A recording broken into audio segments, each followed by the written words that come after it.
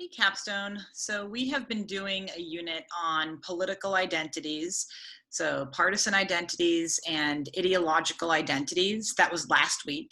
This week is more about the process of how we sort of got to some of these partisan identities and also what those identities can manifest themselves in and some of the consequences.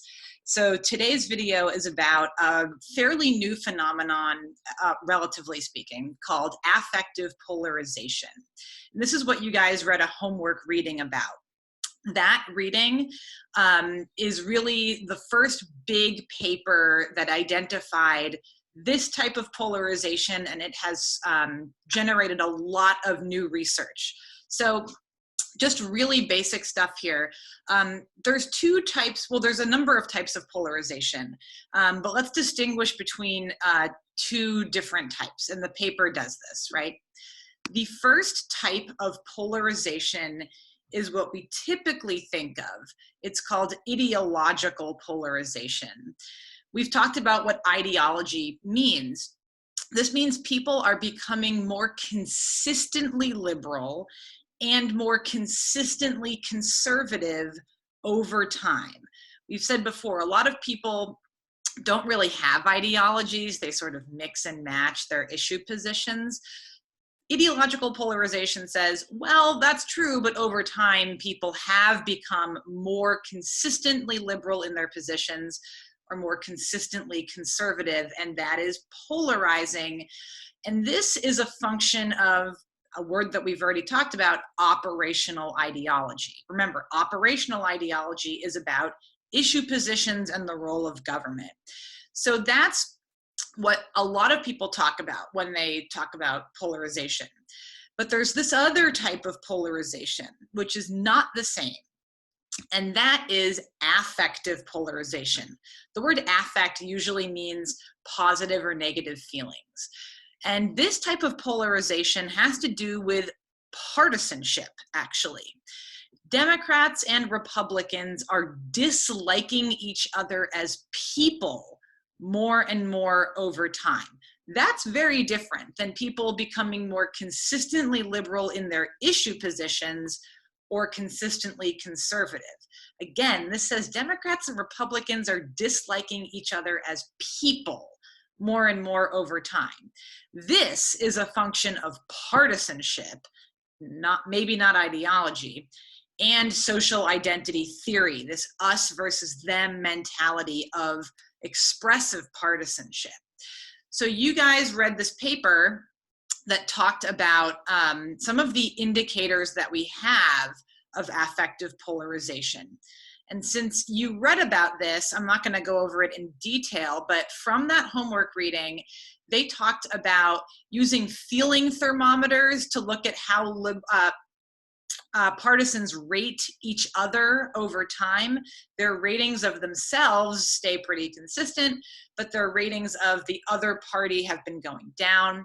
There are questions about whether or not people would be comfortable with their children marrying someone from the other party, and that looks to be really sort of decreasing over time, right? A lot of people these days don't want their kids marrying outside the party. However, I should note that there is an entire paper dedicated to that particular question, and it may not be measuring what they think it's measuring. It might just be measuring how much do people dislike parties at all. And finally, the adjectives that partisans use to describe people from the other party have become increasingly negative. All of these measures that you guys read about are called explicit measures. So what that means is when we look at someone's explicit attitudes, it's what they're willing to admit in a survey response. They're openly saying, yep, I don't like this group. Yep, I don't like that group. That's a type of prejudice. When we study prejudice, there's actually two ways that we like to study it. Explicit measures like the ones that you read about, but also something called implicit measures. So think about it this way. Most people won't openly admit to disliking members of the other race because there are social norms around saying that. but inside they still feel this sort of uncontrolled, automatic, possibly subconscious negative feeling. And we try to capture that. It can be very, very difficult to capture that feeling in research. There's one way that we have tried to capture it, and there's lots of debate about this particular measure, but it's called an IAT test, which stands for Implicit Association Test. And I'm going to connect this back to partisanship in just a second, but I have to explain to you what an IAT test looks like and what it does for you to understand how it works with partisanship. So I've given you some slides here. An IAT test is a test that you take on a computer, and you can take them from home. There's many types of IAT tests, but the most common one is the black and white IAT test. It's trying to deduce how much internal automatic negative feelings you have towards other races. So you're given a screen that looks like this. In the top left-hand corner are the words black and unpleasant. And in the top right-hand corner are the words white and pleasant. In the middle, a word is going to appear on the screen. As quickly as you possibly can, you have to categorize that word. That word is either going to be a word that relates to a pleasant or an unpleasant feeling, or it's going to relate to a person who is black or a person who is white. So if the word is pain, which is in the middle of the screen, pain falls into one of these categories. It is an objectively unpleasant experience. So what you have to do on the computer is click the letter E to classify something one way, or click the letter I to classify something another way. Think about it as sending the word into the left-hand corner or into the right-hand corner. So if the word pain comes up, you're supposed to say, okay, pain is the unpleasant category, so this is the one that I click to send that word into the left-hand side, which is where unpleasant is. And you're doing that as quickly as possible, trying to make very few mistakes. So if the word John McCain comes up, that is a white person, you have to, as quickly as possible, press the key on your keyboard that sends John McCain into the category on the right-hand side, which says white. And it goes like this very, very quickly. So if Oprah comes up, Oprah is black, you choose the key that sends Oprah into the black side of the screen. So this sounds, oh, this can't be that hard.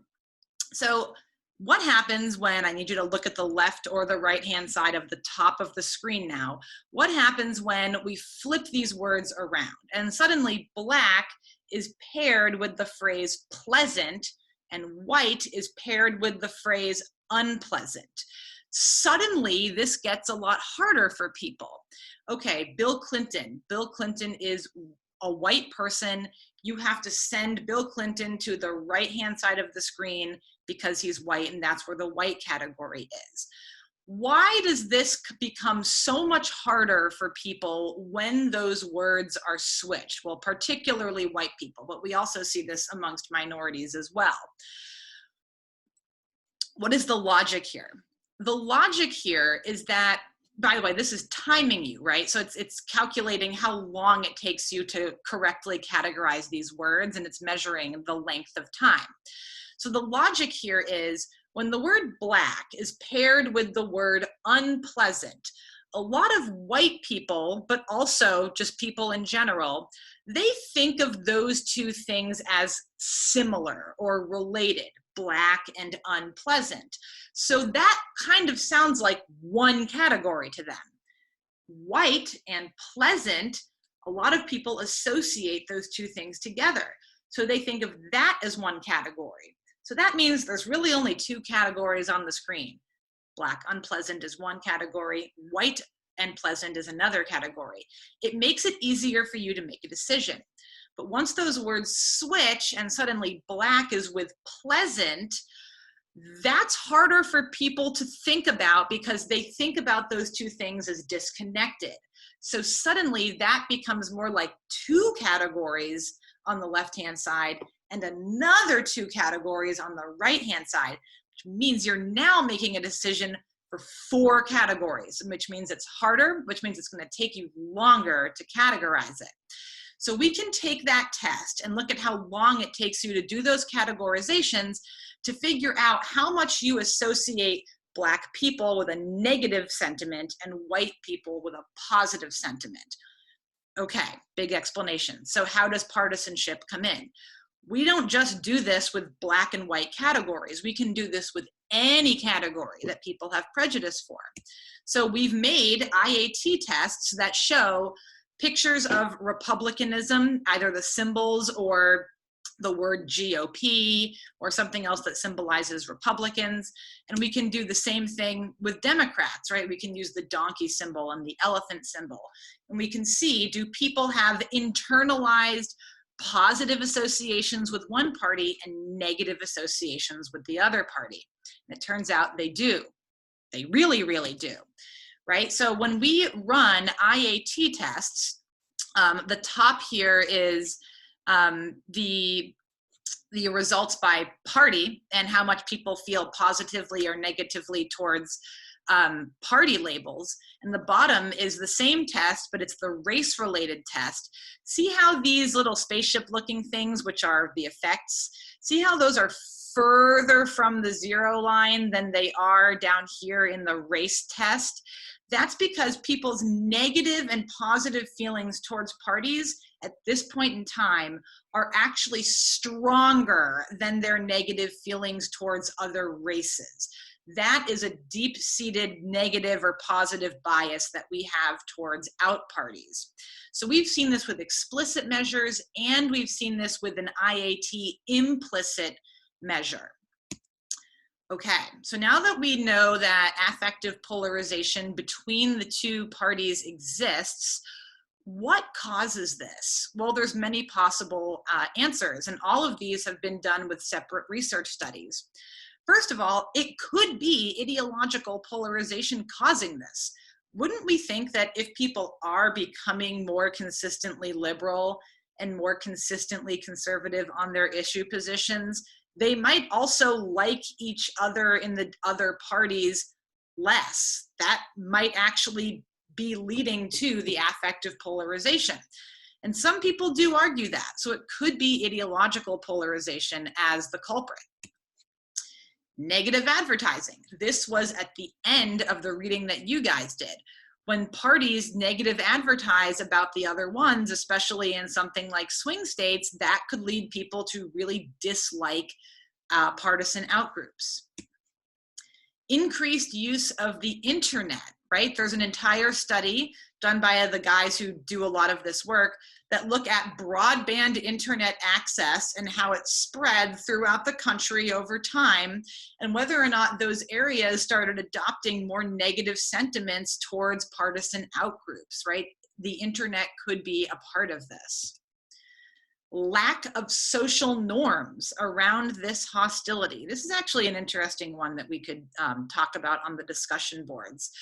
We have developed social norms about certain types of prejudice towards other groups, right? We're not supposed to just declare publicly that we don't like that racial group or we don't like that gender group. There are social norms around that, even though some people don't give a shit. But there's no social norms around partisan antipathy, right? When someone says, oh, I hate Republicans or I can't stand Democrats, no one corrects you when you say that. There's no social norm built in to shame people if they say something like that. If anything, it's probably encouraged. And then here's one that relates directly to the reading that you guys did for last class.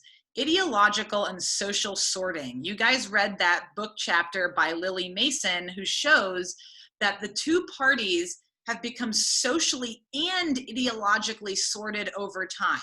Liberals are now Democrats, Republicans are now conservatives. It didn't used to be that way, but also different demographic groups have sorted into those parties.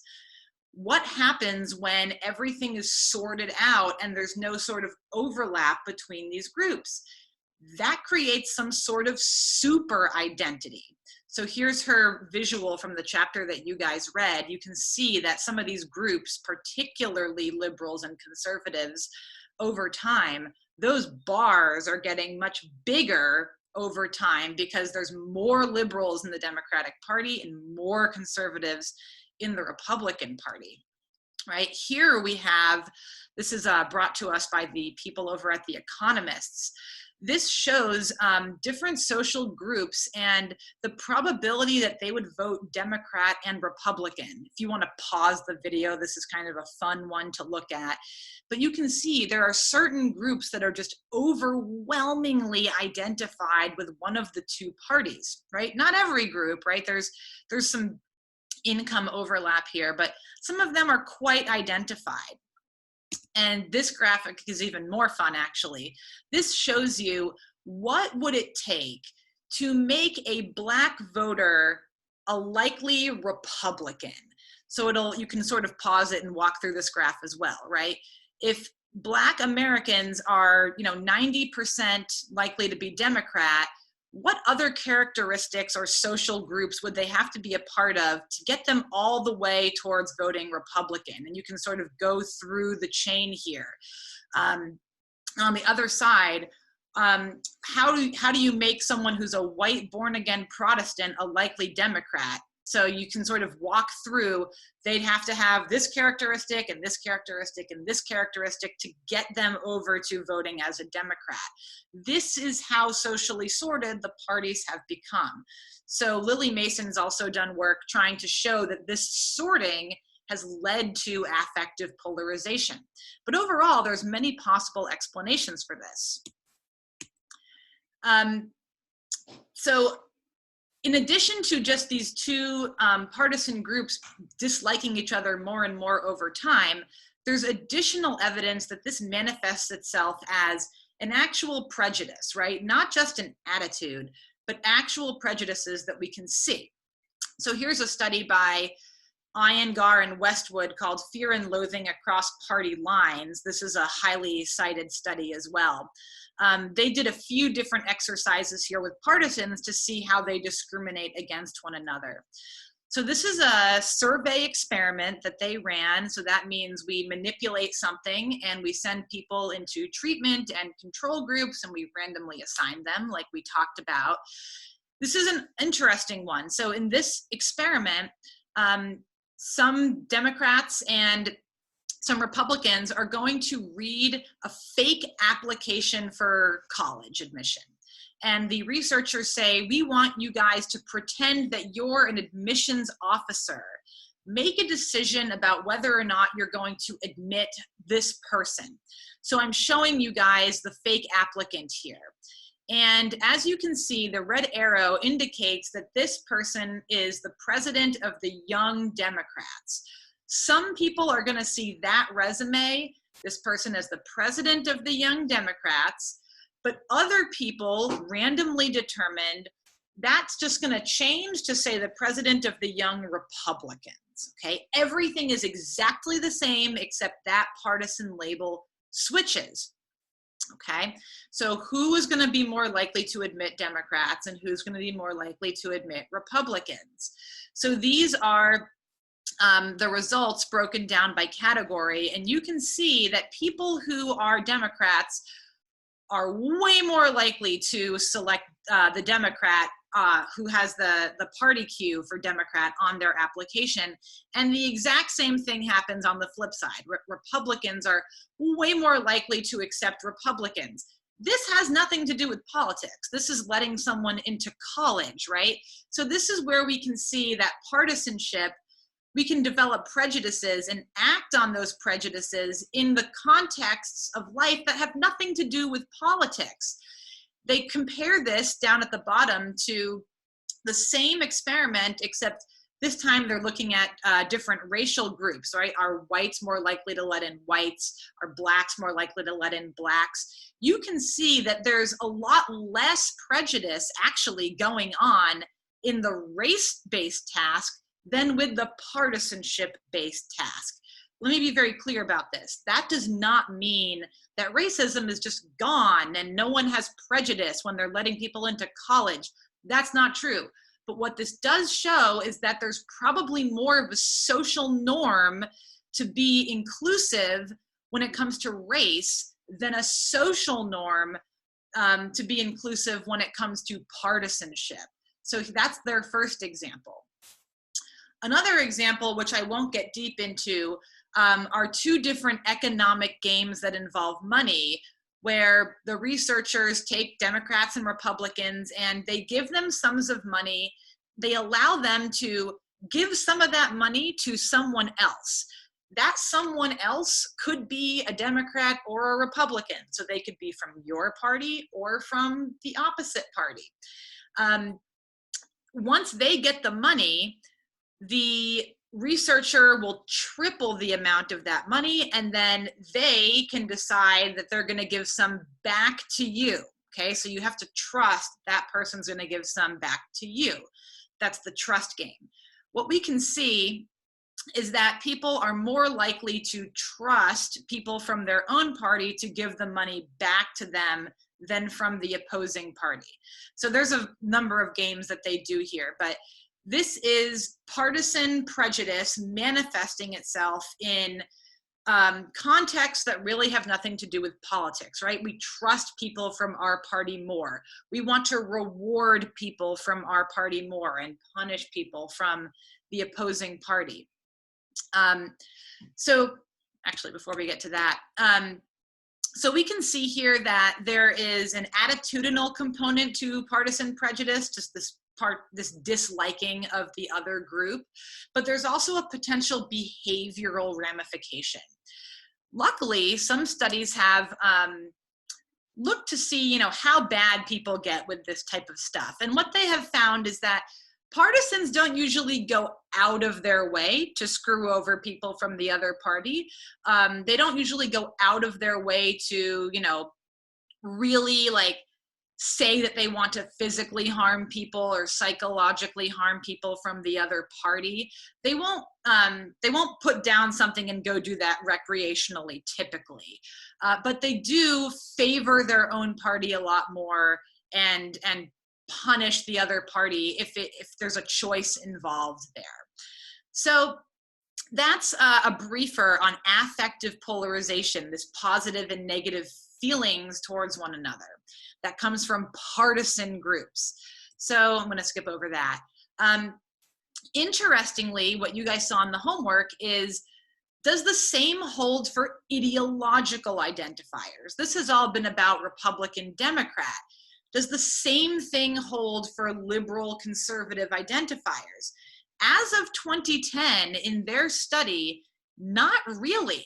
Look at this. This is how conservatives and liberals rate their own groups, and they rate them pretty highly. They think pretty well of themselves, and that makes sense. And that's been pretty consistent since the 1970s. And down here, when they're rating the other groups, they don't rate them that high. They don't rate them in the positive area. But that line is not going down, right? In the partisan lines that you guys saw in the reading, those lines were going down over time. These have stayed fairly constant over time, around 40 to 50 on the 100-point scale. So that's something that we can talk about on the discussion boards as well. That's the end of this video. Thanks for watching, and I'll see you guys again next time.